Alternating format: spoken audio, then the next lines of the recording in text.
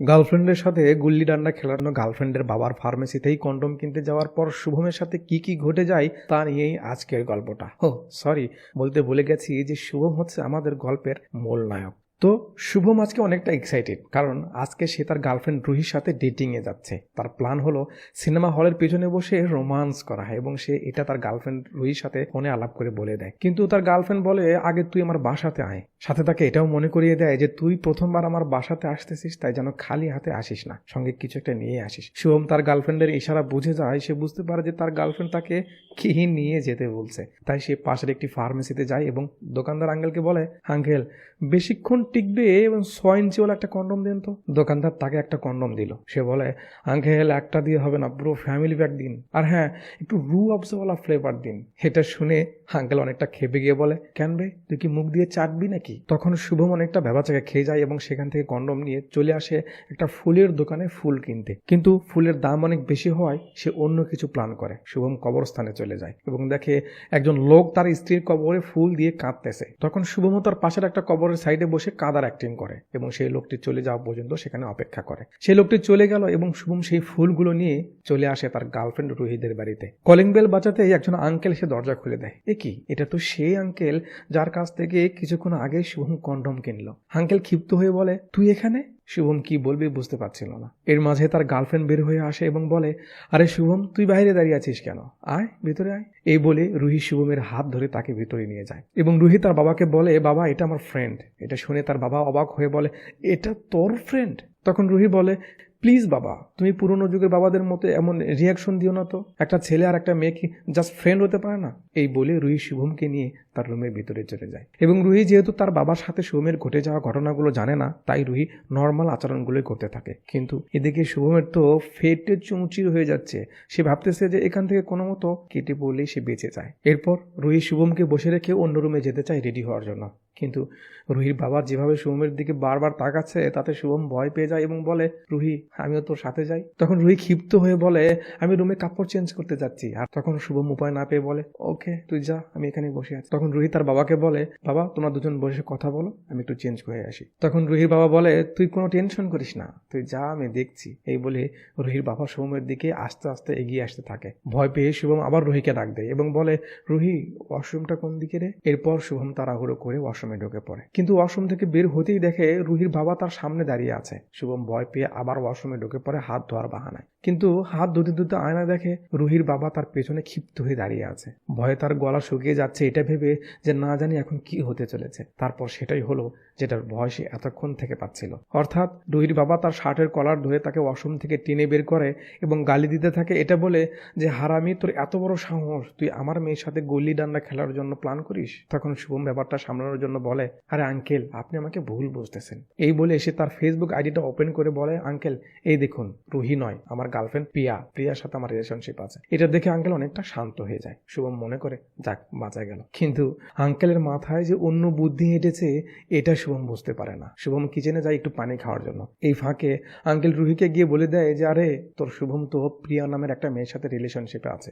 এটা শুনে রুহি তো পুরো ক্ষেপে আগুন হয়ে যায় এবং কিচেনে এসে শুভমকে ইচ্ছে মতো গালিগালাজ করতে থাকে এবং বলে, এই প্রিয়াটা কে, তার সাথে তোর কিসের সম্পর্ক? শুভম বলে, আমি তোকে পরে সব বুঝিয়ে বলছি, প্লিজ এমন করিস না। কিন্তু রুহি বলে, না তুই এখনই বল। এর মাঝে রুহির বাবা এসেও হাজির হয় এবং বলে, হ্যাঁ এখনই সব ক্লিয়ার হয়ে যাক, এখন তুমি বলে যাও সব। এখন শুভম পড়ে গেল মাইন্ড ক্যাচি পায়। সে কিভাবে বলবে যে আঙ্কেলের হাত থেকে বাঁচার জন্য ওয়াশরুমে গিয়ে এই মিথ্যা রিলেশনশিপের স্ট্যাটাসটা সে দিয়েছে। তাই সে রুহিকে আবল তাবল বলে ম্যানেজ করার জন্য চেষ্টা করে, কিন্তু রুহি এমন খেপে যায় যে উপায় না পেয়ে শুভম আঙ্কেলের সামনে রুহিকে বলে, আমি কসম করে বলছি তুই আমার গার্লফ্রেন্ড, আমি শুধু তোকেই ভালোবাসি। এটা শোনার সাথে সাথে আঙ্কেল শুভমের কলার ধরে ফেলে এবং বলে, হারামি, তুই আমার মেয়ের সাথে সেক্স করার জন্য আমার কাছেই কন্ডম কিনেছিস? এটা শুনে রুহি অবাক হয়ে যায় এবং তার বাবাকে আটকানোর চেষ্টা করে, কিন্তু আঙ্কেল রুহির উপর রাগ হয়ে বলে, তুই এখনই ঘরে যা। এই বলে আঙ্কেল শুভমের শার্টের কলার ধরে টেনে বাসা থেকে ধাক্কা দিয়ে বের করে দেয়। এরপর রুহি তার বাবাকে বোঝানোর চেষ্টা করে যে বাবা, শুভম খুব ভালো ছেলে। তখন রুহির বাবা রেগে গিয়ে বলে, যদি সে এতটাই ভালো হয় তাহলে কন্ডম কেন কিনেছিল দোকান থেকে, ফুলিয়ে বেলুন বানিয়ে খেলার জন্য? তারপর আবার কলিং বেল বেজে ওঠে। রুহি দরজা খুলতে দেখে ওর মা এসেছে।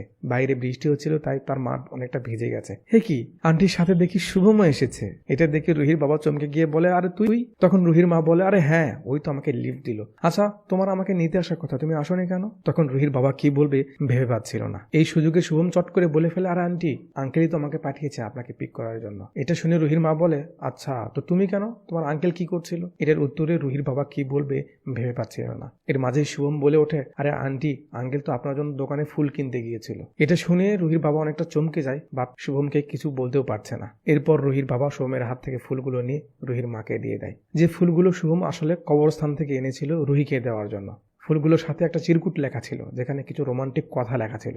সেগুলো রুহির মা পড়তে থাকে আর অনেক খুশি হতে থাকে। বাট রুহির মা দেখে চিরকুটের শেষে লেখা আছে RIP, মানে রেস্ট ইন পিস, অর্থাৎ মৃত্যু ব্যক্তিকে যেটা বলে শুভকামনা করা হয়। এটা দেখে রুহির মা অনেকটা চমকে যায় আর রুহির বাবাকে বলে, তুমি আমাকে মারার প্ল্যান করতেছো তাই না? তুমি আমাকে মেরে অন্য আরেকটা বিয়ে করতে চাও তাই না? রুহির বাবা তো পুরো ফেঁসে যায়।